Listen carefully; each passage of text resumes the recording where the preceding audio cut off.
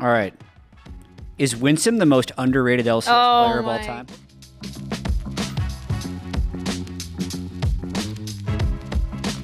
Oh, hello there. You might have noticed that this looks a little different than the usual dive set. That's because Kobe and Azael are both out. Azael getting a nose surgery done to help him breathing. Kobe's just sick. So instead, we're joined by the Analyst Lounge, and we're officially in a lounge now. Whoa. Sounds like an upgrade to me. Woo. That sounds like a massive upgrade. I agree. This chair is very comfortable. I'll say that. Though Azael is he doing the whole Mr. Garrison procedure from South Park where he turns into David Hasselhoff? I have no idea the reference that you're For those people at home that do know, that's what's happening. All right, I need to come back. Wow. They're going to be mad if I don't do the official intro where we shout the season. Hello and welcome to the Dive, Season 7, Episode 9. This is the LCS Lounge Takeover. Here to talk about All-Pro and playoffs. Here we go. Good job. Good job. Amazing. Are you guys excited? Golf clap. I can't. I'm holding the microphone. Wait. I'm almost there. You got this, Rez. Great. All right, so I guess I'm the only one talking here. Yeah, I mean, this is the dive. Yeah. You're the dive guy. Yeah, well, you guys are also. We're just You're already from the feeling I could just do a Wow. solo podcast. Man. I mean, is it the Mark Zimmerman experience or Yeah. what is this? Nope. We're talking about All-Pro voting. I'm going to go launch right into it. How'd you guys feel about your All-Pro votes? Mid sucked ass to have to pick. Like, I do want to start there because I feel like the largest conversation is going to happen around mid. Most of our mids were wildly inconsistent in terms of performance, save a few. And then there's also the issue of Emenes, who was the best performing mid, I think, if you look at overall since he came into the league, but he was not even there for half of a split. So how do you factor that into all-pro performance, considering it's the entire split?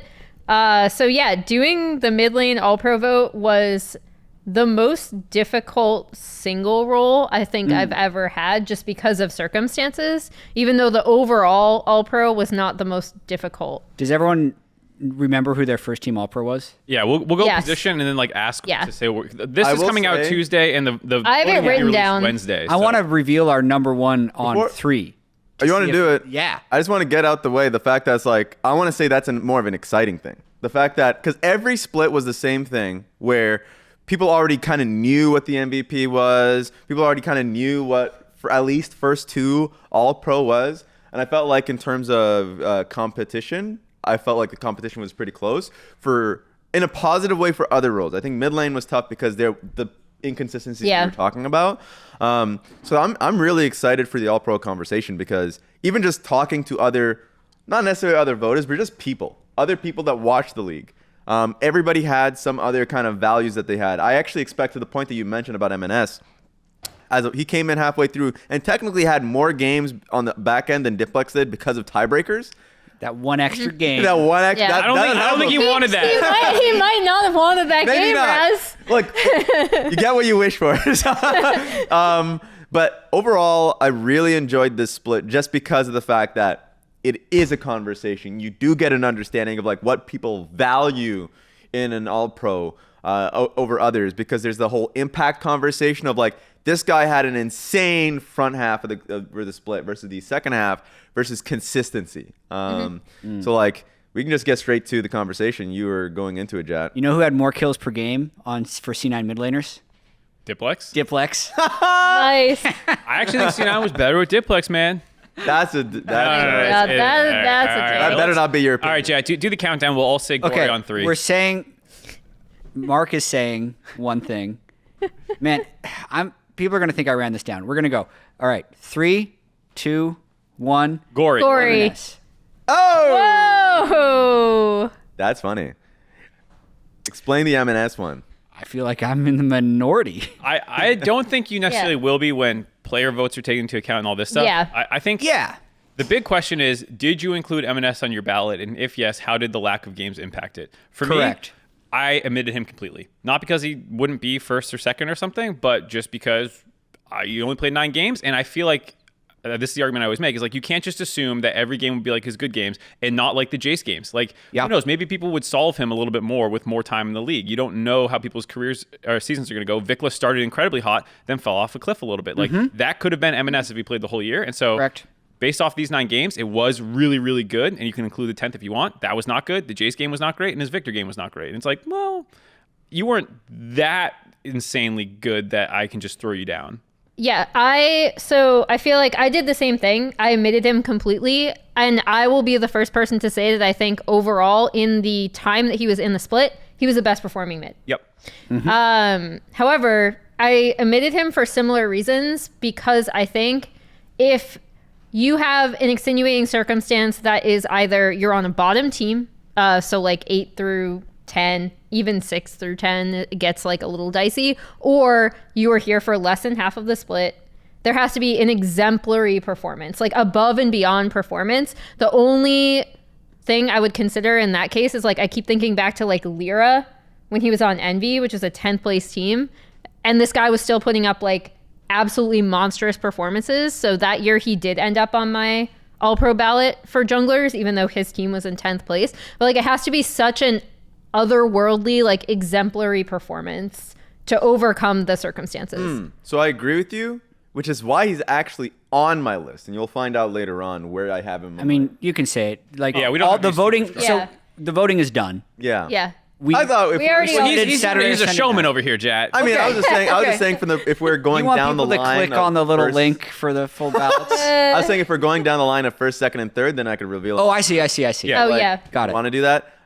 So like I have him on my list, but that's the point. Is like I'm an extreme. If I will either say he hasn't played enough games, so I don't have him on my list. So I actually agree with both of you, but I have him on my list because I felt like he had standout performances nearly every week. There was one game on the Victor, and then the final week, he had like 2 games on Jace, right?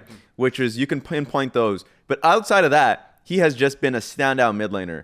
The Tryndamere game versus JoJo, the Syndra game that came up afterwards, like his LeBlanc game immediately after the Victor game. I'm just like, those are quick examples where it's like, oh, every game it seems like he's carrying, and he's a massive factor for his teams. And the special circumstances that he was performing exceptionally well, while the other players in the league were actually lagging behind in some way or another.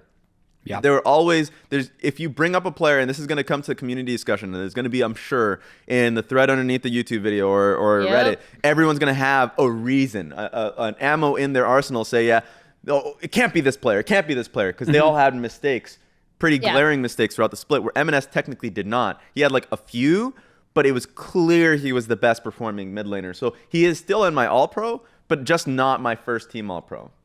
It is really weird. I just wanted to say, like, I feel like you could make a low light reel for every single one of these mid laners, including Emenes, and a highlight reel. Like, if you really wanted to like go in on a player, you could make a low light reel as your case against them, and then alternatively, you could also make a highlight reel. That's how disparate the play was from every single mid laner this split. Yeah, I have to thank all of you for basically making my arguments for me. I was going to say, we've all talked Emenes. We haven't talked about You all Gori, just who- talked about why Emenes could be first, even though none of you put him first. So That's what I wanted to hear All right. from you first, I but now you appreciate have it. excuses. yeah. Yeah. All right, so then I guess we'll talk Gori. For me, I felt like his transformation of Golden Guardians from a team that was 0-4 to like basically when he was fully online was pretty big. He led the league in solo kills because he was just such a force in the early mid game, these kinds of things. He gave the team an identity to play through. We're clearly River and who he played through him in the early game. I thought he was just incredible. Even in the games that they lost, I rarely found it like it was his fault. Quite like in some of the games where JoJo lost them the game or Vikla lost the game. I didn't really feel like even if he made an oopsie or two, it usually didn't cost him the game. I'm thinking like the LeBlanc versus Tristana game versus Vikla. Like he actually found a number of solo kills. He was like 4-1-3 by the time they were losing their Baron. And I'm like, okay, this isn't his fault. So like I felt like in a split where every single mid laner, like you're saying, had some things that you could neg them on, it was the hardest for me to find something bad with Gori. Really. It felt like he had to do the most to succeed. And that's actually to that exact game that you were talking about. I was like, ooh, if he had that one kill on Tristana, then it would have been a win. But I was like, wait, that's a nitpick on a game that he was already basically carrying the team in. That the team had already actually kind of failed in both side lanes early. So it's like, yes, the team is kind of starting to crumble around him, but he's the one that's still performing really well. So Gori was a big win for that reason. Sure, he missed some games at the beginning, but it felt like he integrated really quickly. He was not a sole reason, but like a big part of the reason for the team's success. And he's also extremely versatile. His ability to play on mages alongside assassins, like the team plays around him, and they've actually been more creative because of it. In a season of super inconsistent mid laners, I think he was the most consistently good, like in both their wins and their losses. And that is why I ultimately put him first. All right, it gets spicy from here. I feel like mid lane we'll talk the most about in case anyone's like, wow, they're going for a long time with this. Mid lane is the most contentious, so we'll probably have the most to say. I'm sure some of these other ones go faster. I feel like you guys will just like overpower me here. I didn't put Gori in my top 3. Oh, my Lord. And I don't think it's going to be that uncommon of a thing. Oh my gosh. Because just so no one really knows how MVP goes aside from the people that like are really close to it like us, but it's we all get a vote. So color casters, analysts, play-by-plays get a vote. Teams get a coach representative that gets a vote, a player representative that gets a vote, and then third-party media gets a vote. So like Travis is going to have a vote and a few of the interviewers in the scene. And one thing that's really difficult to do here is there's almost no way to evaluate these things statistically. And then there's always a really difficult way of separating a player's performance from the team's performance. Yeah. And I found it really difficult in this case, and this is why Maple's not on my list either, to put like a 6th place mid laner as the best mid laner in the league, especially when there was so much talk about how great River was and how good Huhi was and how great Stixxay was. It didn't seem to me like Gori was the reason that they were winning games, even when they were on their winning streak. He was performing well, but I always gave a lot of credit to Huhi or Stixxay or River for setting those things up. So I thought Gori was good, but I did think in terms of the low light reels, Gori actually had a fairly large low light reel. Even in games that they were winning, that they seemed like they should probably end in like 26 minutes. It's like, oh, Gori died again. Now it's going to be 33 minutes. Now it's going to be 36 minutes. So I just found him to be extremely inconsistent and on a 6th place team. And with how like every mid candidate was, I probably had, 5 or 6 guys that you can line up. Like my ballot actually ended up being Emenes 1, Vikla 2, JoJo 3. Oh, interesting. And as you said, Raz, if you ever actually define like he got this for statistics, there's going to be a way to talk statistically out of another person on your ballot. Yes. So I didn't want to make a ballot that was like, I'm just going to go off of deaths. It's like JoJo's not the 10th worst, like the worst mid laner in the league. There's no way. Yeah. So much of this, weirdly for me, and I've almost never done a ballot like this, ended up being like eye and feel test, because I couldn't do it based off stats. I couldn't do it purely based off team record. I couldn't do it purely based off of laning. I couldn't really do it purely based off anything, because that list ended up just feeling wrong when I did it. So I ended up being a combination of everything. For Emenes, couldn't you, because like you use the team and coordination as an argument against Gori, couldn't you use that same argument against Emenes? Well, Emenes was first to an extent, right? So it's the combination of all the I things. think her point is that my point is that he's coming onto a team that's seven- already quite Correct. good, right? Like we talked when he came in about how this actually is a risk, because it's not like Diplix was like running it down, right? Yeah. And he came onto a team, was already very well established, has really strong lanes in the in bot and strong bot, really good strong jungler, Correct. who is making his own case for MVP of the league once again. Yeah. And is a prior MVP. He slots in, and I'm not saying again, like I already made it clear. you The can only reason make I that left argument. him off my ballot was literally the amount of games played. Yeah, but to make the case really aggressively, they won the same number of games with Diplex as Emenes. They were 7-2 both splits. 8-2 if you count the tiebreak. If you count tiebreak, which is a whole other can of worms. but about, also, like, but double also lift. the eye test, and maybe we're going back, but the eye test for Emenes was so much stronger. Yeah. And his laning stats were so much more dominant, and they were able to play so much faster. Yeah, and I think it's good to actually get into the conversation about what our metrics are, because for every player, every analyst, will have different metrics. For me, stats are really weak when it comes to basing a player's performance. It's usually an indicator of how strong your team is and what play style you have individually.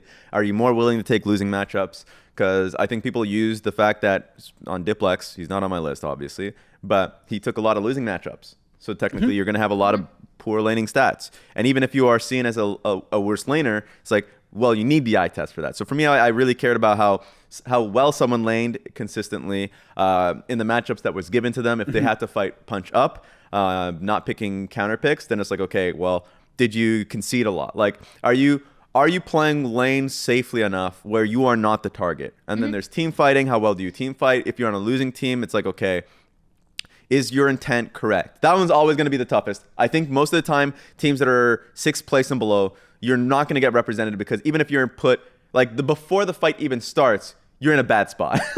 And then side laning. So I will always take that into consideration. I care a lot about consistencies myself. So whenever someone makes the whole impact, like, oh, they had a huge like game, like when it mattered most, recency. I actually care less about recency. I will try and focus so much on the first half because that's the half that people forget. Yep. Which means I will rewatch the first half, try and weigh evenly. So mine's usually different from the players as an example because people usually care about last 4 weeks. Yeah. Mark, how long have we gone on mid? We're at 10 minutes. You guys not in the dock? No, I'm not. No. Actually, I am. I am. Let me I just- tab yeah. over. Just go look down. There's a Mark, timer. I don't It says think- 10 Where minutes. have you been, dude? You Wait, used to do this so- show. It says 10 minutes, comma, 15 minutes. Yeah, it got updated, but yeah. Mark, I just want you to know that we are second-class citizens on this show. You're the one that... No, you're the only one on the Wait, dock. They I'm both have the looking at dock. it. You should. Yeah. I bet it's in your You've been email. on it once I bet it's in already. your. I would bet my life in it's the in your dock. email. Oh no, I thought you were just Probably saying there it's in somewhere. the dock. Yeah. I would bet my life that it wasn't. Okay, give me your 3, and then I want to Anyway. move Well, on. okay. So the final thing I'll say is like you clearly indexed into the I don't care about you killing yourself stat.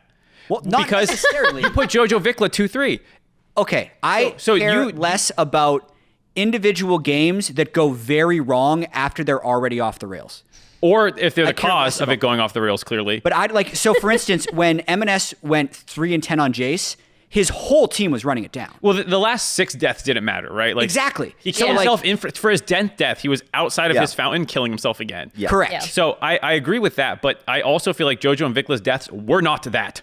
They were killing themselves Jojo- in mid games when they had leads. JoJo was player of the week like 2 weeks ago. Yep, Right? that's Okay. a great week. But also, I And then agree. he- He did have like, his COVID games are like, those are the hardest ones for me because They have the same impact as every other game anyone they else had played this to me. exactly, but I'm actually giving him the benefit of the doubt for those games, which we have no precedent. No one else had COVID. I have nothing else to compare it against. Yep. But like the dude was clearly playing injured, so I'm just like, he gets like a rain check on those games. And for me, Not me. you going out in the rain no matter what. There's no Yeah. such thing as a snow I day don't in know what's Alberta. going on. Every Yeah. single player might have something. I don't know them all. JoJo But, did okay, not end up on my if my Ryoma list. plays those 5 games and JoJo doesn't run it, is he now higher in your list?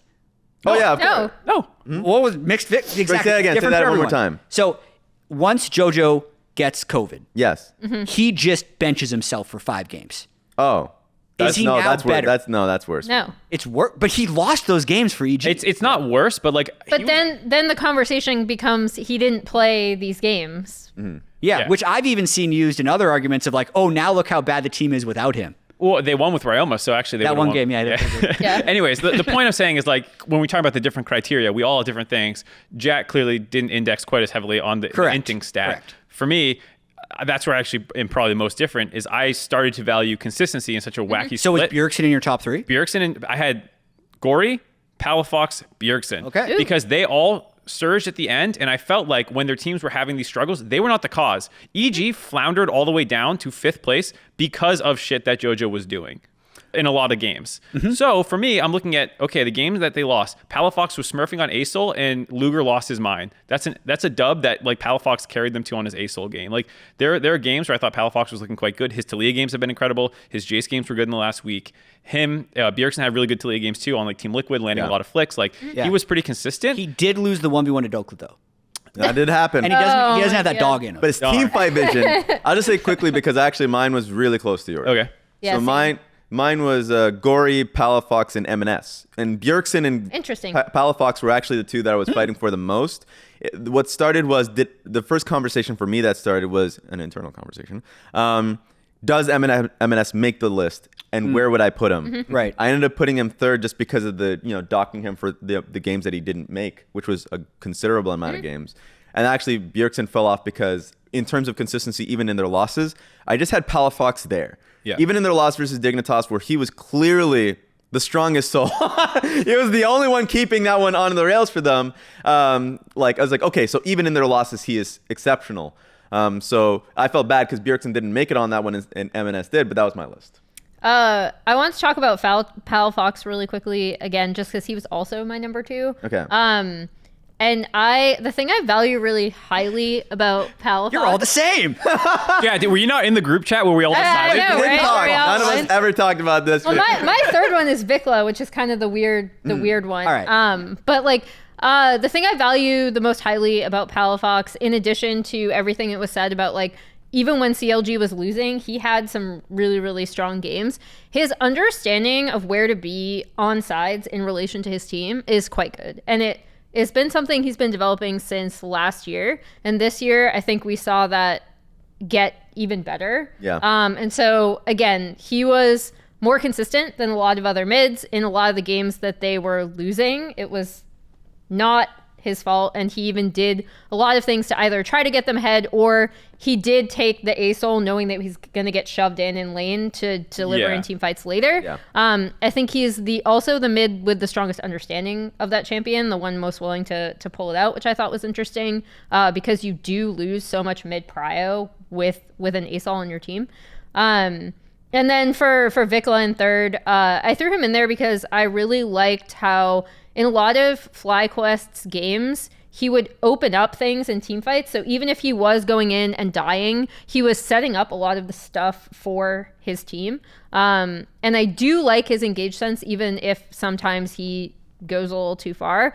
And a lot of the times where I felt like he was going too far, you could see at least some amount of like thought as to why that was going to happen, instead of a lot of other mids where it was like, okay, you get caught out in a side lane because you're ridiculously overextended or something like that. Mm-hmm. Yeah, for me, the Dhokla problem is a similar one where, like, if you were on one of the weaker teams in the league, you would look so much worse. I feel like, and like, yes, you would also carry that team to some wins, but like, you wouldn't get bailed out of the games that you're kind of costing them. That's kind of how that's what happened with JoJo for me. Like, I felt like Impact was pretty good. Spica was incredible.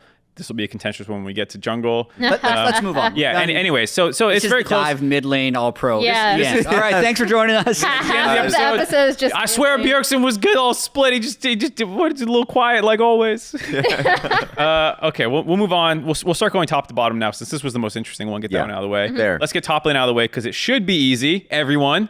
Yeah, Tenacity first. Jatt, you have to leave now. You're just clearly trolling. Look at his He soul was good. kill. Did I? No, okay. So we all have Fudge number Gori one. overtook him. Yeah, we had Fudge. Yeah, Fudge. I had Fudge. All right, number 2, Impact. Yep. Yep. Number 3, this Here we one might go. be spicy. Yep. Ssumday. Controversy. I flip flop between Ssumday and Tenacity. Where'd you end up flopping I to? ended up on Ssumday. There it is. Yeah. It was a little. Which is weird. Like, it's not consistent across all my votes. So Like, for me, I was it's a feeling. flipping between Ssumday and Dhokla. Okay. But I landed Big on Dokes. Yeah. I thought Dhokla. I ended up with Ssumday. Oh, wow. Okay. I ended up with Dhokla. 'Cause okay. I did the same thing. So it was Fudge. one Impact, dissenter. So why'd Yeah. you end up ending on Dhokla? And I'll say the point on Ssumday. I think because, once again, CLG, their solo lanes are really interesting to me. I think they rely a lot on Dhokla's carry potential.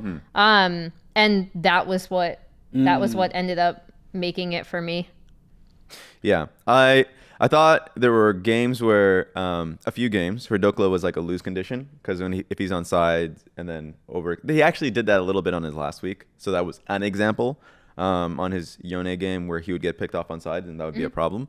So sometimes that would happen, but you're right. He had like exceptional performances, especially the week where he just blind Aurelia and it was working.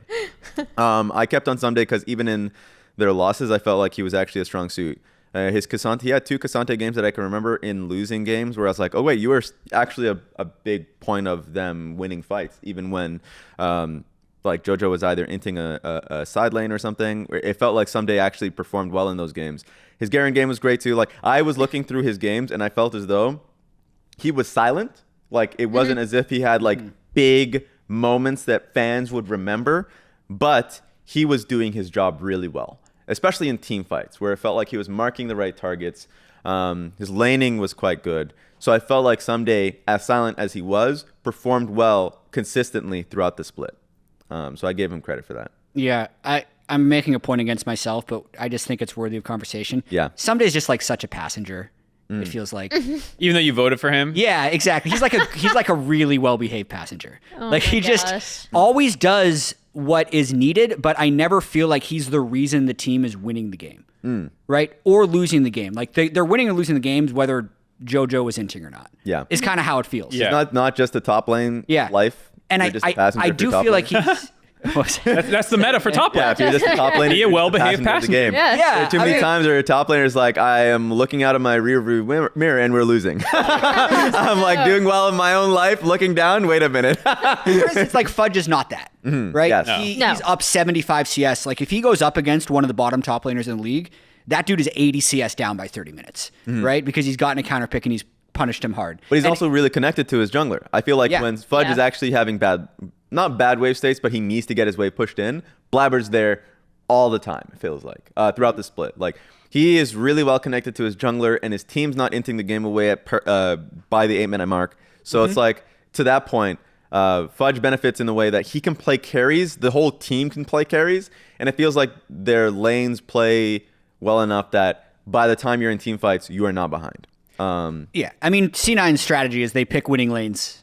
Yep. Yes. That's it. Yes. That's how they Well, play yeah, Legends. I will say, like, they also seem to have the best plans around those. Like, anytime we do the VOD review segments with C9 guys, it feels like there's an extra level of thought to everything that they're Yes. doing. When it's like, oh, you got this counter gank here. What happened? And he's like, oh, well, I kind of felt like the enemy jungler could come up on this wave. Right. So 30 seconds ahead of time, I communicated that the wave was coming into me, so Blaber could be there for the counter gank. And I'm like, that sounds a lot less opportunistic than it felt when I watched it. Like that, it seems like it's more cerebral. And anytime it's like, what was this level 1? What was this gank? What was this team fight? Like they always seem to have, and maybe they're just good bullshitters, but it feels like they're very intelligent about it. And I think Fudge does a really good job to this wave state thing. Like, if it is a bad problem, knowing how to mitigate it, whereas some top laners just die. Yeah. I would say Ssumday is probably one of our better like top 2 like role players in the league.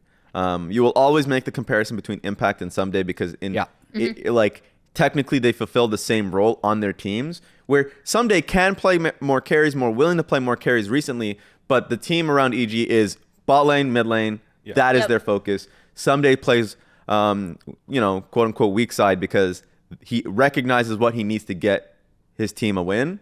So it will always feel like he is playing second or third fiddle or something like that. And I feel like he is really good at fulfilling that role. I want to ask about Tenacity.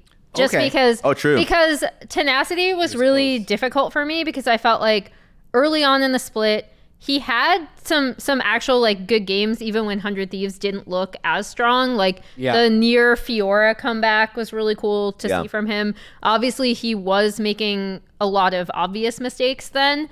And as soon as, first of all, his Gragas games were incredible. He's a really good Gragas. But then, yeah, as the season wore on and he started to understand his role better on the team and started communicating better with the team, Sion and Gragas is he your role. looked, hey, it's a bot lane meta. Yeah, I got some Doublest on the stats. team. But I was curious as to why you selected Tenacity for your third above like Ssumday. So I Dhokla. didn't. He went someday. Yeah, I Oh, was you did flip-flopping. go I went Ssumday. Ssumday, Oh, okay. but I'm like, you'd mentioned am Tenacity. I- Never mind. 'cause- I'm trolling. Well, this goes to the recency bias thing. It's so easy for me to think I'm recency biased if I put a 100 Thieves player in my all-pro. Yes. Because they had one good week. Two. Where they won 7 games. Yeah. They Yep. won almost they won 3 weeks, 2 normal weeks and a super week's worth of games across like a 9-day period. If It's you look almost half the Best of season. ones. but it's so much of the season. So is it actually recency biased, or is it just a point of the season where it was really important so that it should actually factor heavily into the voting? Again, looking across my ballot, you will be able to nitpick any of these things. You're not Yeah. Some players I apply, So and some players I don't. I made a conscious choice to try and make like a filter of some kind to be like, Yeah. this is something that matters to me. And Yeah. the lose condition thing is a great way to put it. I didn't want lose conditions in such a volatile split because I felt like the people who could consistently help their team wins were very valuable this split to me. And Right. that's one of my That makes metrics. Yeah, well, for me, I'm if it makes sense for the team, like players that are needed to perform highly in order for their team. to win. That's a good way. That's why Right? Gori won for me. Yeah, Yeah. because those can be win condition or lose condition, but depending on the. But like you were going to lose anyways. But yeah, so just some pro Tenacity stats. If you were making the argument for him, it's really interesting because he was actually 8-1 combined on Sion and Gragas. Yeah. Yep. when I think Tenacity, weak side, baby. Yeah, it's like, okay, but is that just because when they play through double if they win? But you also think like, Well, they were pretty poor at playing through top. Is that a tenacity problem or a team problem? There was one game where he got gapped playing Fiora. I believe that was against Fudge. Yeah. There was one game where he was like popping off and everyone else was feeding, and it's still going to show up as a loss for his Fiora. Yes. But I would say his actual team fighting with very low resources was just as good as any of the other guys we put on the list. So when I put when we put Impact up there, because that dude is just so good at team fighting and so good at playing with low resources. Tenacity was actually, unironically, incredibly good at playing low resource Gragas and Sion. Yes. So that's why I'm like, well, should I do this? Because I'm looking at his match history and I see nothing but victories with Sion and Gragas. Way too many victories with Sion and Gragas in a row. His laning, I think, throughout the split has been a positive. Yep. There are times, this is where the tumultuousness of the 100 Thieves games come, because yes, when he was playing versus Fudge, or there was maybe 2 of those games, or someone else, there were times where he would look for a solo kill and die, and that was like, okay, well actually now their top lane's behind. But he has been able to find a lot of solo kills top lane. His Gragas one that he was able to find on Armut was a good one. There are too many times actually I would look through a split and it's like, oh, you got another solo kill top lane. That has really worked out well for him. His team fighting with Gragas and Sion has been really good. There was actually one cask, can't remember now who it was on. I think it was in Vygar the game. JoJo game, probably. Yeah, this is the Vagar game, where he was able to get one in team fight that just simply won them the fight. So if I were to park my all-pro vote based off of the second half of the split, he's getting it. At least third or something like that. But that's the problem, is that it was the inconsistency throughout the full split. Yeah. But I look at this and I'm really excited for him next split, or when he gets more experience and the team is already now on a really good trajectory. Because we do Rookie of the Year, I'm pretty sure, right? Yep. Yeah. I'm we have to look at Tenacity and especially Busio on this team. We'll talk about supports later on. Yep. That's okay, you took some time, a little bit of time to get to where you wanted to be. Reminds me of Fudge on his first split. And you are now in that conversation for All-Pro. Didn't happen this split, but it will happen soon. Yep. All right, so we're going to move ahead now to junglers. Number 1 will be contentious, I think. We'll see. Really? If you're wrong. You're saying this because you didn't put... Yeah, because you didn't put Blaber, right the person. best jungler in the Yes. Yeah, because he wasn't. Okay, say it. All right, number 1 jungler for me was Spica. Yep. Blaber. Oh, you just said yeah. Yeah. Like I said, it'd be Blaber. contentious. Yeah. Yeah. I put Spica, It's just because Blaber. you guys picked Flyquest at the start of the year. You're just like, we're It's because he sticking was with it. legitimately better and had way less to work with the entire split. Or do the laners now have way more to work with? Because they have Then that's a point in his favor. No, so I actually don't think it's super clear cut. Okay, it isn't. I am agree, it's voting not Blaber, super though. clear cut. That's why I said it's contentious, because I think for me, the pro Spica points was he adjusted his gameplay to what the team needed at different points in the season more than Blaber did. I felt like in the early portions of the split, when things were grooving, he just played tank front lines. He led the league in kills and assists at 14. He was, I think, number 1 in CSD. I can't remember if it changed with the final extra game. But he was ahead of Blaber actually in CSD at 14 as well. He was extremely proactive. He had a good number of kills. He played the Maokai and the tank stuff, and then started switching to Elise and some of the more aggro stuff. I felt like he was the most consistent member on Flyquest by a mile, other than maybe Prince, but even Prince entered some games. Prince was not that consistent, weird. Yeah, in the second half of the split, I felt like the support swap hurt him. I felt like Dhokla falling down a little bit hurt him, but the entire time, Spica was incredible. So that's where I felt like where the Blaber conversation, you can make the pro points in a second, you two can, and you can hop in and speak. But I felt like Blaber just played a super farm oriented style that was very low impact in the first round robin and was not super impressive to me. And he became incredible in the second. Yeah, I think especially for what jungle was this split, Spica was amazing. And additionally, first of all, Flyquest, even when they were performing really well, they were not like C9 in terms of they were focusing on, we are going to have super pushing lanes, especially bot. They played a lot of Zeri Lulu as opposed to the Ashe pushing lanes, what was it? Ash Varus, Eris, and then Kalista, Heimerdingers. So I thought that was a huge point in his favor.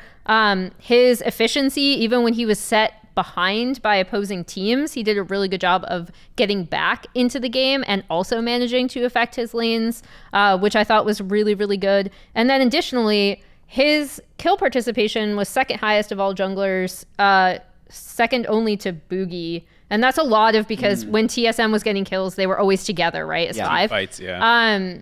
And that to me just says like how integral he was to a lot of Flyquest's wins, especially when Flyquest were such a bloody team. Like they are, I believe, the highest team for combined kills per minute of all, or second.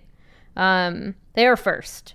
Cloud9 is second, but Blaber is actually last in kill participation. So as much as I value, so I actually really highly value Blaber's ability to still make counter jungling like efficient and impressive. I actually do like value him really, really highly. I think on a team that focuses having high prio in their lanes, he does a really good job of still managing to impact those lanes while also making the most of the fact that he can get so much farm off of it. But I think in terms of the jungle meta we had, how important they were to their team, Spica edged him out for me. You're forgetting one thing. Give it to me. Blaber is a once in a lifetime. Oh my god. Oh my god. How many times can you bring this Do you back? have that memorized? A lot of it I do. Because I've said it so many times. You don't need to prove it. We'll take your word for it. Yeah, don't prove it.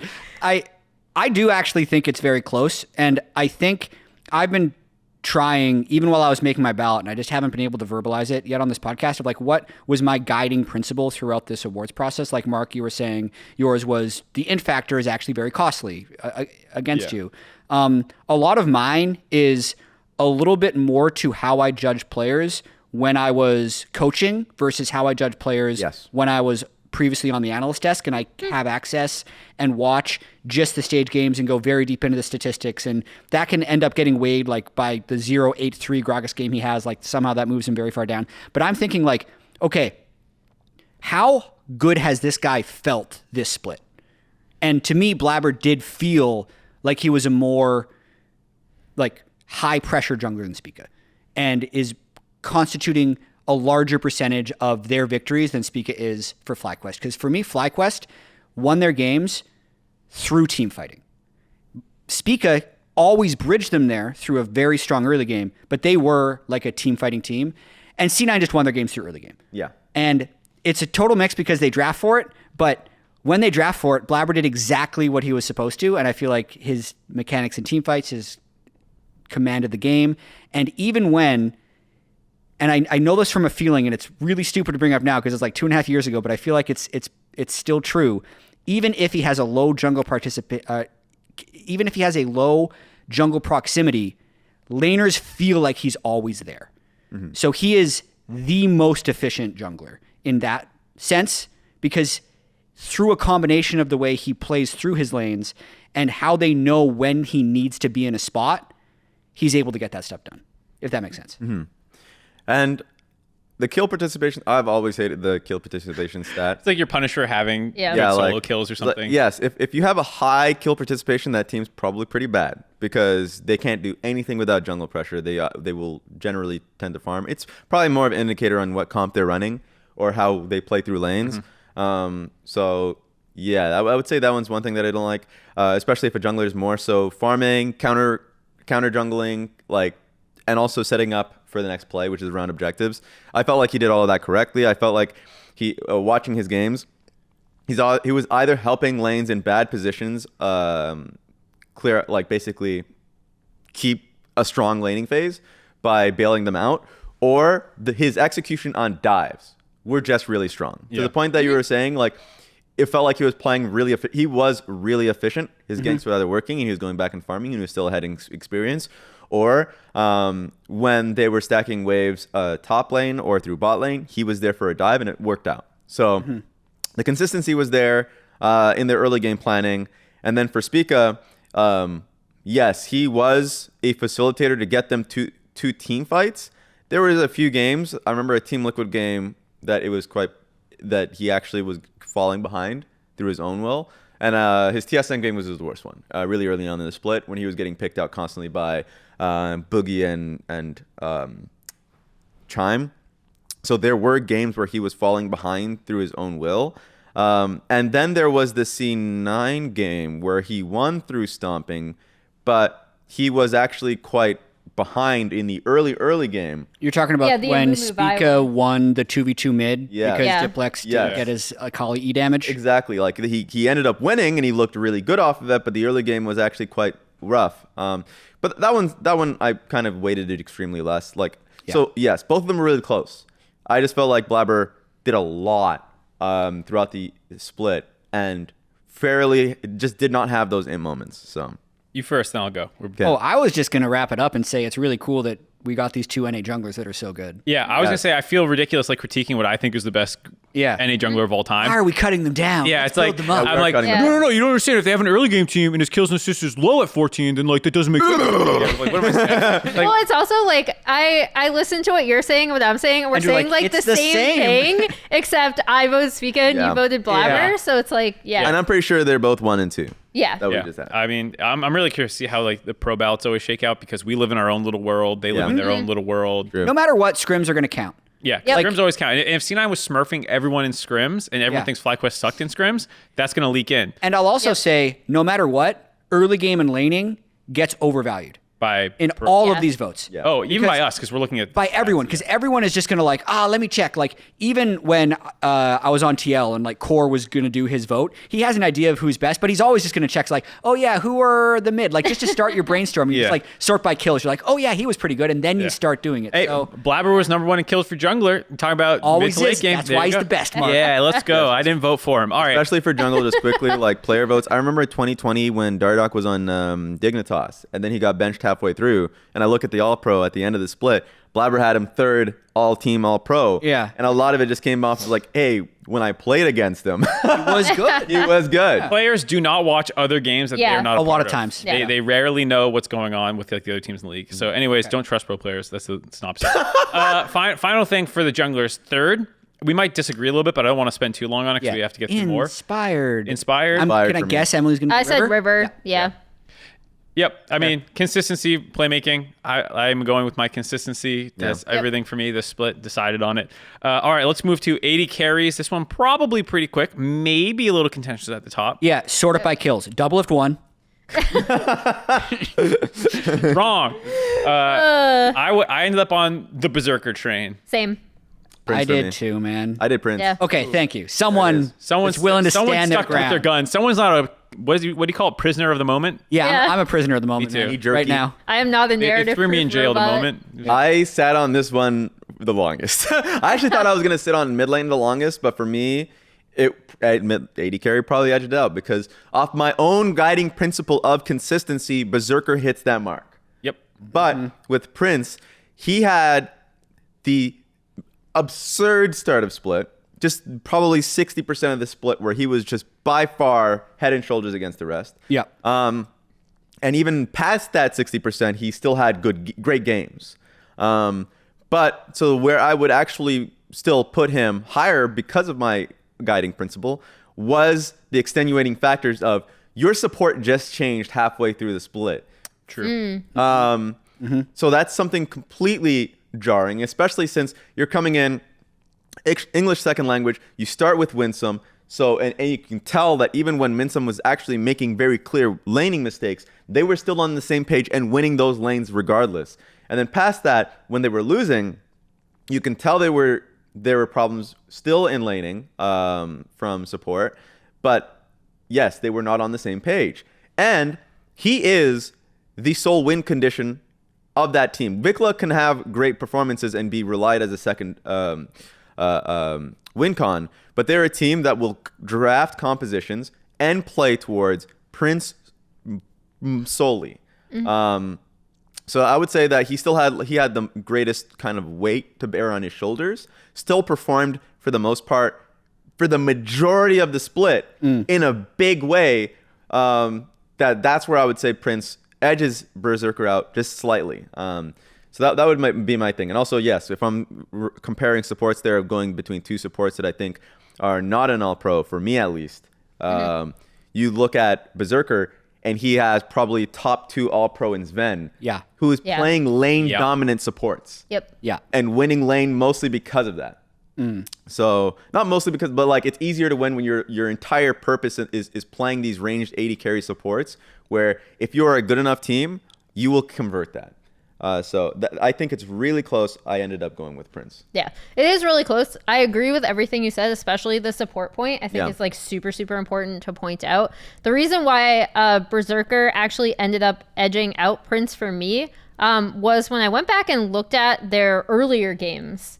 There were so many instances where it looked like C9 were going to lose or going to fall behind, and then Berserker just comes up with a massive teamfight performance. And that happened more than I initially thought it did until I actually went back and looked at their games from earlier on in the split. I don't think I'd realized how quietly well he was doing in teamfights.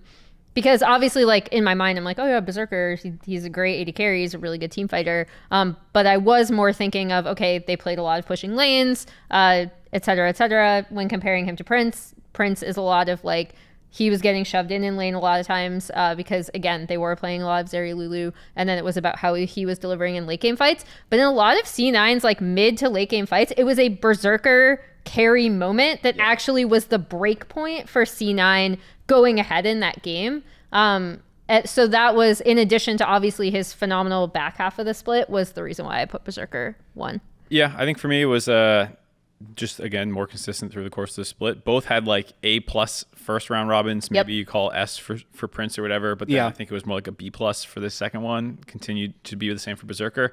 I think You want me to derail the conversation now? no, let me finish. Well, you can derail in 1 second. When someone asks that question, I just say yes. Go. The only thing I will say is that, like, he also, like, a lot of people point to, like, Prince's kills, but I also feel like that got, like, inflated because to the point about him being, like, the primary carry for his team, whereas, like, Fudge got a lot more kills, Blaber got a lot more kills. And their games were shorter. Their games are shorter. They did end up with, I just checked, they had the same number of kills total, and they both had 270 across the entire split. But teams. Of teams, both had 270 total for their teams. But, like, there's just more people stealing, stealing, but, like, you know, C9 was a more well-balanced machine. Yes. And on the one hand, you can reward someone for that and say, like, well, of course, without Prince, they don't win those games. At the same time, I feel like, you know, like, everything else is in Berserker's favor. It was just the kill thing for me. And when I watched the games, again, to Emily's point, like, Berserker was always good. All right. Is Winsome the most underrated LCS player of all time? We're to give, all right, third team All-Pro AD carry. I agree. He was 14-4 on Cloud9 before Summit ran it down in playoffs. And he was 8-1 on Flyquest. He's not a dominant laner, which is what every other pro support will look at his skill level and say that he's bad, or any you know, be like, he's just a passenger. He's the one macroing all these teams, but right? maybe, like, I think his vision control is quite good, and he doesn't make mistakes, and he doesn't make big mistakes in team fights. So he's good. I think he actually was good this split. I think he was not very good actually in the C9 one. That's fair. If you're just looking at win rate, then you're like, he was always good. But that's like, fair. I think if you watch this, he held Berserker back last year, and he was not holding Prince back this year that much. Yeah. Anyway, that was just a little Winsome love. Yeah. Good job, buddy. Yeah. Yeah. I think he definitely deserves the love. I agree with you completely on comparison from C9 to Flyquest. I think the positive that people actually do mention this a lot. So, but it's always tough to have a conversation about, like, team environment. Korean speakers, that was like, you come in with a team and now you have predominantly Korean speakers. It's easier with your new AD carry to kind of ease them into the process with Prince, that is, and, like, communicating what you want to do in lane. Feedback specifically, actually, when you're working with your AD carry before the split, during the split, easy to have, like, a one-on-one feedback after games in your primary language. It's going to be difficult when you swap to Ayla. So I love the Winsome love, and I hope we get to see him back in the LCS. I also love Ayla, and I think Ayla has actually played better and better playing the picks that he's known for, which is engage options, like the Renata and the Thresh. So the Thresh game that he had, even in their loss, really liked Ayla. Just tough when there's so many limited spots in the league. So I actually like to call out. Real quick, third team All-Pro. I put double lift. Double lift. I also put double lift. Double lift. Easy. Bunch of sheep here. I mean, it's hard with the way they finished to put Stix A finish 6. Yeah. Like, If Or FBI. If I was consistent with my Jojo Pune third team mid lane logic of saying the COVID games didn't really count, You put FBI. FBI. FBI should definitely be above double. Statistically, FBI had an incredible split. Yeah. Yes. I think it's very hard. He's probably the most snubbed. I don't think there's a fourth seed more deserving, you could argue. I would agree with that. Than FBI. But I still put Doublelift. But I still put Doublelift because even when they were losing, I felt like Doublelift was clearly the best player on that team. That's actually what pushed him over the edge. He wins the games Yeah. for 100 Thieves. Yes, and in those losses, he still looked good. The other AD carry, you're right. FBI is probably the biggest snub, just because of how strong the AD carry pool is. Luger was another one that I felt like when CLG was winning, he was performing. In fact, CLG versus 100 Thieves during 100 Thieves slump, he ran a truck with this Callista through that ball lane. So I know that our 80 carries in our league is actually our best position. That's our best spot right now. I know it's an 80 carry meta, so it's easier to recognize 80 carries. But I also think that 80 carries being pushed into the league, like we saw with some 80 carries, Spawn was one. Tomo even afterwards still had difficult times, and that's because our 80 carries are strong laners, strong team fighters, and have that's mostly it. We have the best 80 carries in the world. Uh-oh. Moving on, supports. Agreed. This one's easy, maybe? Unanimous? I feel like 1-2 is going to be unanimous. I'm curious about 3. Yeah. I don't know. I think one. Okay, well, I'm interested. Let's see. We can do a 3 count on one. You just say your one because you sound like the dissenter. Oh, my one's Vulcan. Oh, well, Yeah, then we're Vulcan. all Okay, I thought some people would Yeah. have Zven. Man, I didn't have time to pull up my shitpost. Thank God we dodged it. All right. It's Vulcan. Vulcan 1, Sven 2. Yes. And then I put Huhi 3. Yep. Yeah, who he 3? Yep. Who'd you guys 3? Yeah. Fleshy does have the best CSD. at Oh 10. my god. There it is. That was the shit He post? had the best memes, I think, displayed. It was a close battle between him and Zven. Yes. That's an old one. I mean, how biased are we for picking Vulcan though? A little bit, but I think this Because is he's on a losing team. He was part of that lost streak. I felt like when you look at people running those games, it was usually not Vulcan.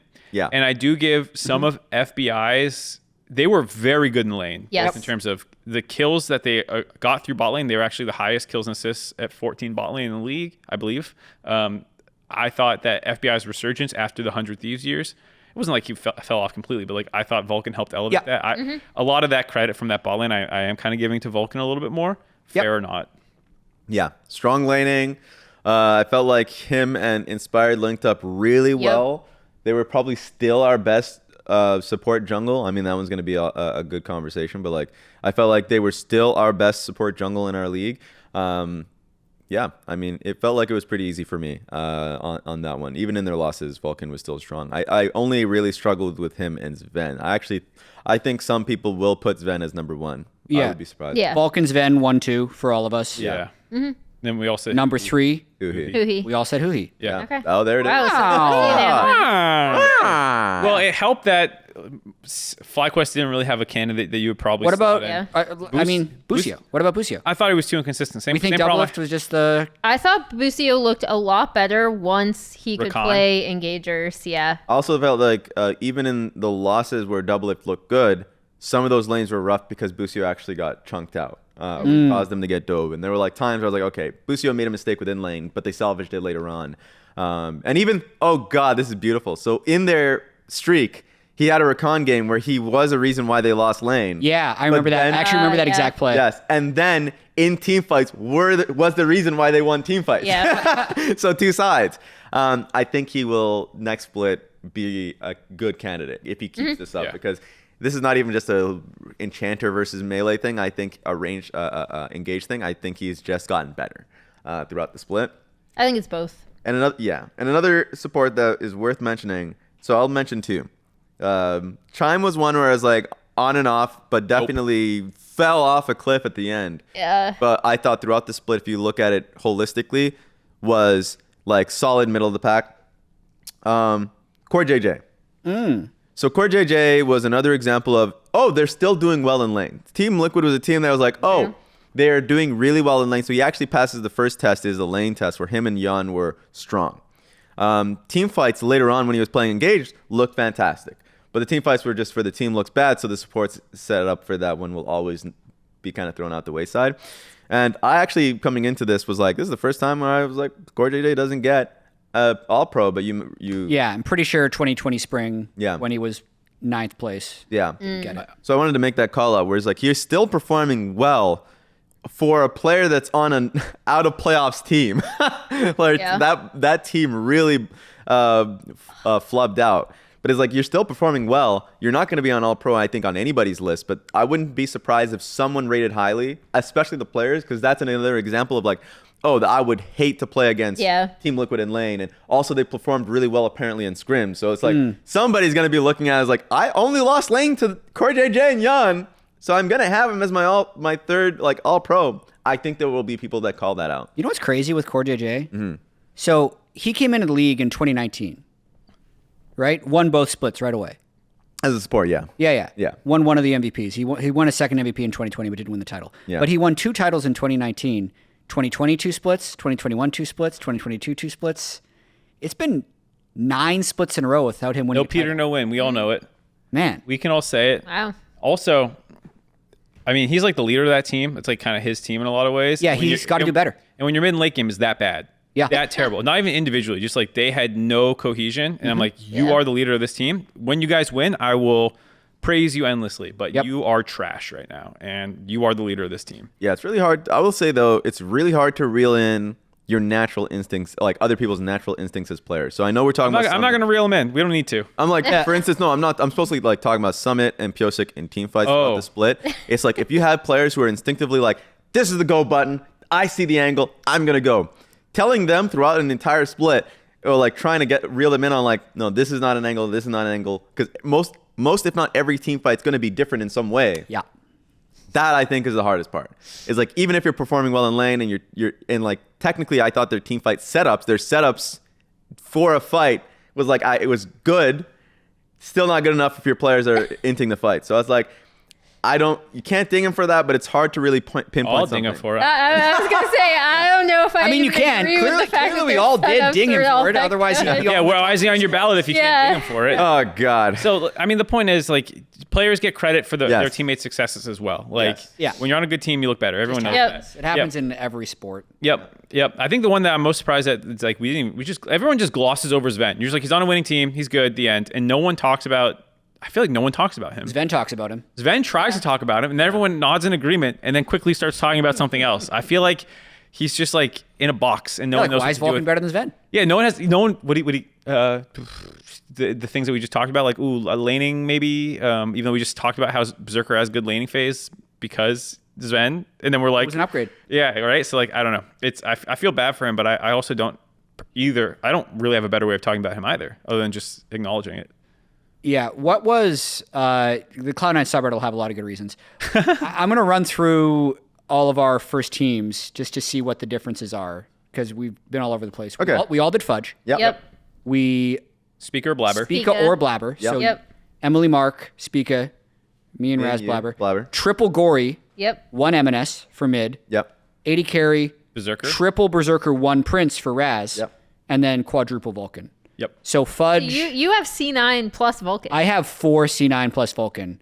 And I was real close to doing 5 C9. Wow. But like They so tied bad. at the end of the regular season. It's so bad.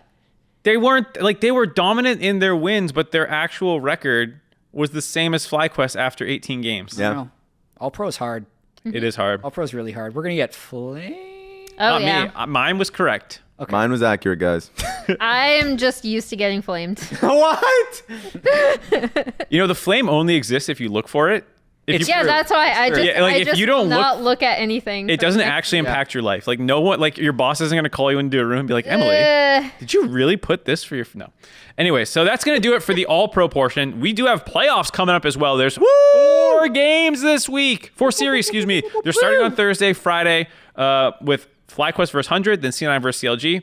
Waiting in the losers bracket, Golden Guardian and EG. We probably won't touch on those too much. We'll talk a little bit about how they finished the year, I guess. But I do want to preview Flyquest versus 100 Thieves as well as C9 versus CLG. So let's start with Fly versus 100 Thieves. How are we feeling? One team hot, one team struggling a little bit. Who's won more games in the last 2 weeks? There it is. That's all I need. 100 Thieves, there you go. Close the book. Yeah. So All right, we can moving start on. with predictions. Sure, you want to start with predictions? I have no Yeah, idea. let's who lead I'm with gonna predict predictions. for Sure, this. yeah, let's lead with predictions. I didn't think about it yet, but let's do it. Okay. Yeah. I can start with it. I actually think that 100 Thieves is going to win that one. I've struggled with the idea of usually my idea is coming into playoffs, you want to be diverse. You want to have another way to play the game because they're just going to focus, like in this case, 100 Thieves, that will play Sion, Gragas, Xayah Rakan in their first phase, and if they don't get Xayah Rakan, they go Kai'Sa Rakan or Kai'Sa like the rest of them. Like, they will do something that's very easy to attack. But I still feel like what's winning 100 Thieves games is not necessarily their draft, it's their team fights. Their team fights right now are just better than everyone else's that's not named Cloud9, and they will fall behind early pretty consistently, actually. So I think they'll win. I'll probably say it's 3-2, because whenever I say 3-1 in this playoff series, it just goes far. Even so I'll 3-1's usually correct, just not last year. Yeah. The last year was in. 3-1's the coward's prediction. No, it's not. I think it's gonna be 3-2, 3-200 Thieves, I guess. I don't know. I might change that before they play. I think the big thing for me is that I already, if I remember correctly, when we were filling out those brackets, didn't trust Flyquest in best of fives anyway. I had them losing to EG, right? Well, I think so. I mean, obviously EG dropped out of top 4 contention, but I had EG actually beating them, if I remember correctly, and I'm not trolling, because I was not sure how consistent this team would be able to be over the course of a best of 5. And that's not to say that they're not good, or that, Impact and Spica, and I mean, even Prince last year on Live Sandbox don't have experience in best of 5s, but it is to say that I was not sure how this team was going to perform in a best of 5 anyway. And I think with the way that 100 Thieves have been ramping up right now, I side with them. For me, it's a Flyquest 3-1. There we go. Ooh, Because okay. seems like just such a bad matchup for 100 Thieves. Exactly. Impact is just the weak side king. Well, like, he literally is going to play GP. He's going to play some weak side matchups that are going to, I think, dunk on Tenacity in lane. I think. Well, GP's weak, but I think they might go even in lane a little bit, even if things like go in Tenacity's favor, because he's a very good laner. Like, outside of that, I just expect Impact to be so much better over the course of a game in side lanes and stuff like that. Yeah. Both teams like playing through bot lane. That's what Flyquest does. Yeah. They play through bot lane. I think that they will continue to do a good job accelerating him in lane. I'm a little concerned about the Ayla Winsome situation. Yep. And I'm a little bit concerned about Dhokla inting versus Bjergsen. I mean, we're calling it the Ayla Winston situation. Is it even a situation for Flyquest? There's been no peep about whether or not they'll swap him. It feels like they're just going to... I think they're still, they're just going to stick with Ayla. yeah, I Probably. don't think it's a situation. Yeah. Mark is zipping his lips. Zipping my lips. That's why it's a situation. But I do agree with you. Like, 100 Thieves reminds me still so much of 2020 summer TSM. Just the way that Bjergsen double lift worked throughout the split. I was starting to feel the same. They were trash for most of the split. Yeah. And nobody respected them, and nobody took them seriously. And then they won the goddamn split. So wait, you're not Flyquest with No. I am Flyquest win. Because they're there's going a to go twist. through the loser. Yeah, they're going to go Because there's through a the twist. losers No, there's a bracket. twist. They peaked last week. They did it too early. They did it too Oh. early. Teams can now be like, oh yeah, I remember. Now because like, you're going to let Tenacity play Sion Gragas literally every single game because those are the 2 champions he knows how to weak side on, and you're going to throw all your bands at double lift even though he can play 6 different champions? No, you're going to get Impact a matchup where he's going to make Tenacity irrelevant in team fights. I think Prince is probably better than double lift. We all agree because we voted him above in the All-Pro. So I think Flyquest is probably going to win. Like, when I think about it logically, they're going to win. When I think about it emotionally, you don't beat Doublelift and Bjergsen in a best of 5 because that just hasn't happened because Doublelift has been close streaming. So who are you picking? I am picking Flyquest for this one. Okay. Okay. I would say, so going back on this one, logically, 100 Thieves are a better team fighting team. What? Why? Why are they a better team fighting team? Because they've just been out team fighting every team throughout the last 2 weeks where Flyquest have actually been falling down to it, I think.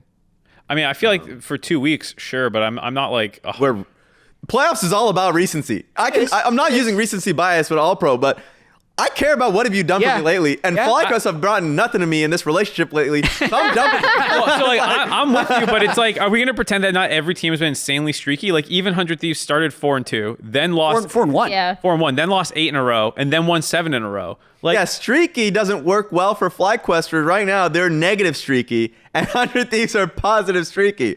And I do think, going to the point about, like, yes, Gragas and Sion, I don't think will be allowed for this team. I think they'll let through and just counterpick it. And counterpicking is another way of saying that it won't be allowed to, because it will always have something to deal with it, that's probably going to be optimal. I wonder what impacts. I think he's not going to counterpick. I think he's just going to find. He probably just ban it but to the point is there's going to be other champions. Cho'Gath is a champion that we've seen now from other teams that I don't think it makes sense for him to not play when they're banned. And another one, I had it in my mind and it's just completely gone. Malphite was another pick that is actually starting to be played a little bit. There's one game where it was played on stage, but I've heard there like scrim rumors of Malphite just coming in and people are like, oh, I'm just winning. Hey. I'm stomping games on Malphite. You're like, okay, well. I played Malphite and won. Malphite is a pick. There are legitimately strong weak side picks, and Fudge even showed, I mean, a lot of top laners have showed that you can play carries weak side. And I think, so my thing is, even though this team looks pretty good with Tenacity on weak side, he is still a good carry player. The only problem is that it feels like when they're pushed off of comfort, off of like the team fight comfort fundamentals thing, and they're put on a point where they have to give some love top lane, then they can be weird. I think that's where if you force them to a carry top lane draft, maybe they fail at being able to know how to play around that. That's my question mark. But yeah, I think we probably talked to them too much. I'm surprised you guys didn't mention what I actually think is like your best angle for 100 Thieves. It's actually closer. I feel like closer's always been like a huge gameplay or game time player. You know, like he always ramps up for playoffs the same way we talk about impact. Like every offseason, closer starts popping off. He started doing it during the run. And I feel like while Spica had the better split, I don't think like in a best of 5 series Spica is like better than closer every game. I agree with you. Yeah. Like, it's like 100%. I'm surprised you guys are talking about like it is Viego. Yeah. you guys talking about like, oh yeah, Tenacity's gonna go against Impact. I'm like, no, it's not. Is Viego disabled? We don't know yet. Okay. But like I not that I think that's gonna like ban closer out. I actually think you're right. I just wanted to make a Viego joke. yeah, I mean, I think closer like can sway these lanes. That I'm just assuming 100 Thieves are going to win. I agree with him. Yeah, I agree agree with him. I also assume that 100 Thieves are going to win because of it. So thanks a lot. I meant Flyquest. I think will win both side lanes. So I think closer and Bjerg will actually kind of like have to be the X factor. Okay. Yeah. Stop me if this is too redundant, but like Impact is a better team fighter than Tenacity. Yes. Is Tenacity going to meaningfully get ahead of him in lane, do we think? Nope. He is such a firecracker right now where I don't know. He could, but Impact, when he loses lanes, he doesn't usually lose them gracelessly. You know, like he doesn't usually give up a lot. So even if Tenacity is like up in CS, Impact's probably not going to be giving up a lot of kills. Yeah, I say Tenacity is a firecracker because there are some lanes where he just legitimately wins and surprises you because he'll just like sneak a solo kill. Yeah, because he is a type of player that I like in lane where he's not too safe. He will, if he sees an angle, he goes for it. Sometimes he messes up his lane. I like his flashes in usually though. There's one game where he plays the 1v1 wrong and he's actually farther behind because he went for a solo kill, but like he's somebody that can actually change that. Yeah, and then for bot lanes, 100 Thieves bot lane better or worse than Flyquest bot lane? These are trap questions. I'm cheating. He's trying to catch 22. He is trying to get us. He's trying to get us. I would say. I actually think I know the conclusion. I'd say Flyquest bot lane is better. Yeah, I don't think it's controversial to say lane. that Prince is probably a better team fighter than Doublelift. I don't think that's I controversial. think Doublelift has said that for the majority of the split, even if he's outperformed lately. Yeah. Which basically means if we're picking 100 Thieves, it's like because Bjerg's in Magic. Or team fights. Team fight. I'm sticking to the team fight thing. Even though Impact is a better team fighter and Prince is a better AD carry. Yes. Okay. I also think if there is one about thing vibes, man. No, it's a team coordination thing. They suck at Flyquest. When I say suck, that's an extreme. But like you may be individually a better team fighter, but that doesn't matter if Vikla into the beginning of the fight or if Spica is there, but and is taking free damage while the rest of your backline's not there. I think they're a more coordinated team right now. That is fair. On that point, I think 100 Thieves are a better team at getting resources onto their carries, even when they are behind. So, like, if you look at their actual lane assignments, where they're sending, in particular, Doublelift, I think they're really, really good at mitigating early game pressure that way, especially over the past, like, few weeks. Doublelift knows how to get gold. Yeah, exactly. Knows how to get gold. He gobbles it up. Yep. They're not going to take a fight when he's behind. The X factor is a coach, of course, is the coach. Nuke Duck will just tell them to win. Yeah. He is undefeated. And Song will be like, busy trying to win a world championship, and Nuke Duck's just going to be like, just beat them in lane. Guys. Yeah. Anyways, we're going to move ahead to, I assume, what will be a very fast C9 3-0 prediction. C9 versus CLG. It has been surprisingly close in the past, Mark. Yeah. True. Oh boy, here we go. CLG beat them in week 8. Handily. Stomped them. Handily. beat Contracts them. murdered them. Murdered them. Elbow dropped from the sky. It didn't, but it probably Sounded like hurt it his wood. His ulnar nerve is now damaged. And last summer split with basically the same rosters, CLG nearly beat them. It was the closest Yep. series that C9 had. Yeah. With all that being said, I agree with you, C9 3-0. I say 3-1. Yeah, I think it's gonna be 3-1. See the Cowards prediction. Yeah. That's not a What did I coward's say? prediction. I think there's going to be one game where CLG has like a really strong draft. Whatever they're trying to swap around in their draft actually works, and they come out with a really good early game plan. Because the thing about C9 is that a lot of their wins look so dominant because of their actual play style. And I'm not saying that's obviously I am also predicting C9 to win this. And I think their wins are going to look very snowbally and very dominant. However, I do think CLG can take a game off of them for sure. I mean, first of all, we just saw it. But second of all, CLG, if they lock in a good draft, can execute it really well. They can also int their drafts horribly. Yes, yeah. that's what's going to happen in the other 3 games. Another one's just a performance-based thing.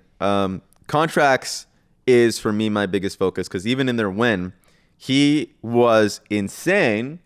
Top lane gank, where top lane didn't expect it because he was an earlier gank. Mid lane gank, like bot lane gank, he was pretty active. But there are games where if he's offset, there's one game, the Wukong game, where he was offset early off of a cheesy invade and then just had abysmal ganks that like made it so his bot lane fell behind. Like he's somebody that's real. If we're talking about streaky, I think he is streaky. Where you can have like an exceptional performance. You're like, this is the contracts I know from when he first like subbed in with Evil Geniuses and like had MVP performances, or like has like that insane Lee Sin game, or he just like gets caught a lot. Yep. So I think that one's going to be really tough, especially in a more tightened up playoff series environment. Usually playoff series are a little slower. There can be exceptions, but they're a lot more planned out in the first 5 minutes. And so like vision wards are another thing where like level 1 is like, okay, if we're starting on blue side, getting a ward on dot bush bot side. So like if they try and do a wraparound for a bot lane gank early, something like that can't happen anymore. So I just think it's going to be a little tougher in the jungle matchup. And as a team, they will fail more in team fights versus Cloud9. This is going to open up the conversation for Golden Guardians and EG as well a little bit here. But like, does anyone actually think CLG is the 4th best team in the league? I think they're the third. No. I think they're going to lose to EG. Yeah. So yeah, my feeling is like a lot of wacky shit happened. There's a lot of we talk about the streaks that people went on. Yeah. I think people got hot at certain times, cold at certain times, and I'm trying to think of like the team that I watched for the entire split, and not the teams that I just watched. Like this applies to 100 Thieves a little bit too, but like I watched you for 9 weeks. You know, like things did change, but like did they really change, or did you just find a style that worked for a couple games with these weak side things, like for example the 100 Thieves one, or for CLG? You know, like. I don't know if the ending standings are necessarily reflective of like team strength in the best of 5. I think CLG is actually pretty good. I think they're probably the 4th best team in the league, but I think their bracket is ridiculously unlucky because I think EG is the 2nd best team in the league when healthy. Yeah. I can see that. And I think C9 is the best team in the league. Yeah. And that's the 2 Yeah. opponents that CLG has. If they lose against C9. I could see CLG beating 100 Thieves in a best of 5. I could see them beating Golden Guardians in the best of 5. Yes. Yes. I don't think that if EG comes back to studio and their players are not sick or whatever, that they're going to beat them either. Exactly. Yeah. Yeah. Unless EG is actually broken, which we're not sure about because we're saying they were sick. JoJo, even a week after missing a game for being sick, sounded very sick in your Player of the Week interview, which is why I'm willing to give them the benefit of the doubt. But there's a very easy world where we go back to week 4, the Super Week, where they were losing almost all their games, like randomly squeaked out a win, went 0-2 the next week, had like one good 2-0 week in week 6, then went back to running it down. They could just not have it together. Yeah. Yeah. So- that's what I was going to say is like a lot of their wins early on, and even they were saying like these are a little scuffed. Like, you know, we would have won if JoJo hadn't been caught out in sides earlier. Like we would have won earlier if JoJo hadn't caught out sides, or we would have won earlier if we hadn't done this. So they were already playing really, really fast and loose with a lot of their leads that they had in games, or Like I remember we all remember the TL game, not the one we just saw, which was also interesting, but where, you know, it did not look like they were going to win that game. JoJo came on afterwards, talked to us, was like, we should not have won that game. So they were already like, I feel like our evaluation of EG is definitely based on what we know they're capable of and what we know these players are capable of, rather than what we've seen their actual performance in the LCS. And I'm just as guilty of that too, right? Because if I'm looking at if I'm staring down a CLG EG matchup and EG are here, I'm still probably going EG.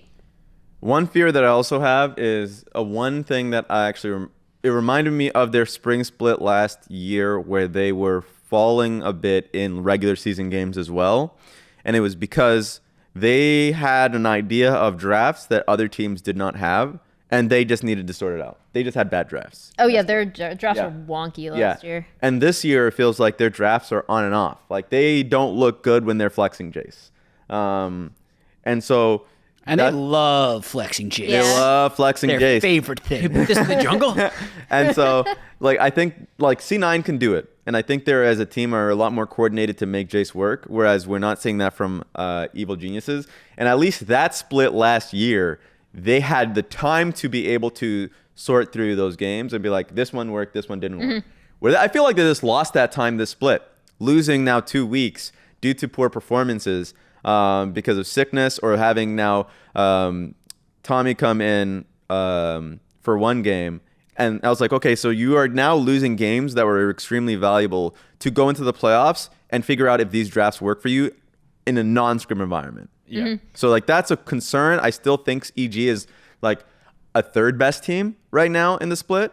So CLG is I think they're kind of doomed. Yeah, I mean, like EG, there's a chance that like the scrim rumors are just wrong. Like what happened with TL. Everyone said all split long. TL's really good in scrims, and it just never mattered. And like that's what we've been hearing about EG. They could just not matter. But even when they were fumbling on stage, they were still third-ish in record. And they didn't actually drop in standings until this COVID wave hit, and CLG surged, and 100 Thieves surged, and like that's why to me it's like some of these games that they're losing, they would have broken these other teams' win streaks if they were at full strength. I'm wondering. And then does that refocus the playoff picture into what I think is a more accurate version in my own head? I could be wrong, and then EG just lose to CLG or C9, whoever ends up their opponent. That could still happen, but I wonder how much of the EG shenanigans impacted the rest of the standings. Because they're the only team I think that's radically out of place here. Yeah, I would agree with that.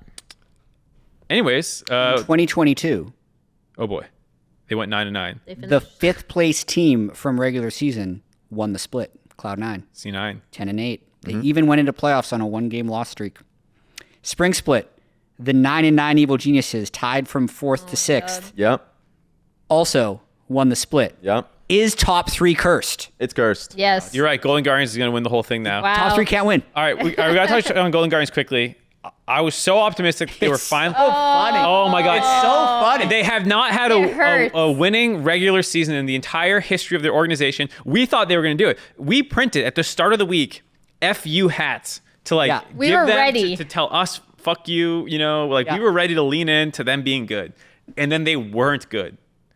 Is there any hope to think that they just ended poorly and they're a good team, or is this truly their level, a 9-9 500 team?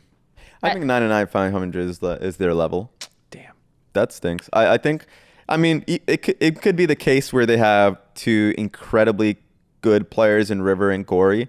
But some of the problems, like for instance, like I think Licorice isn't a consistent performing member. There are some games where he's fucking popping off. He's incredible. In other games where it's not the case. So there are going to be weak points to this team. There are going to be loose conditions to this team. And their team fighting isn't always good. So yes, I think that's where they lay. So it's going to be tough. I think they are creative teams. They are a creative team. They're one of the few teams that came out with the Scion level 1. But even in that one, they didn't execute great on versus CLG. So I think they are making too many execution errors when it matters. So it's a sad face. For me, the thing I've seen in their play over the past few weeks is like this kind of desperation where they keep picking fights that they like either they're not well coordinated on, they don't have the setup for, and it seems like they were weirdly desperate to win to the point where it got very, very sloppy, as opposed to when we saw them doing really well. It was this River plus Gori plus Huhi as like one of the foremost roaming supports, getting them ahead early and then being able to actually have surprisingly good setups on certain team fights in order to close it out. That is not what we saw from them in the past few weeks. And it's really sad because you could see what this team was capable of. I do think teams targeted Licorice a bit more. I'm trying to remember which specific game it was. C9 game, I think, where they like really, really hyper targeted him. I forget, but I do think that it was a lot of their own like overreaching and like mischoosing the fights where they would kind of set themselves behind. And that's always really sad to see. I was already kind of concerned about how well they would do in best of fives. So yeah, I think going up against Flyquest or 100 Thieves will be tough. Yeah. Some of their losses are not clean losses too. My phone's just popping off, so I'll turn that off. So You're good. We're about to leave anyway. Yeah. Okay. I got a point. Okay, go for it first. I think in past years, the losers bracket of the spring playoffs is just super useless. Like the top 4 are just so much better, and we play the first 2 games, and we just watch those top 4 teams go just Slaughter. Yeah, banish the teams back to being out of playoffs like they were supposed to be in the first place. I don't think that's the case this year. So 2022, C9 3-0'd Golden Guardians, EG 3-0 Flyquest. Like it was just smacked them away, and then it was like, okay, now the top 4 get to play again.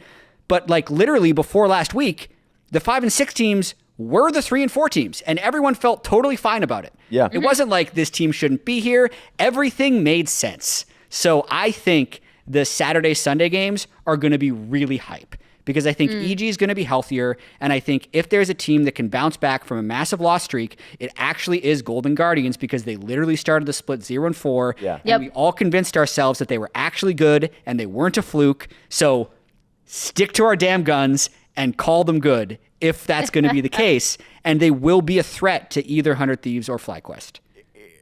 Agreed. It's going to be more competitive.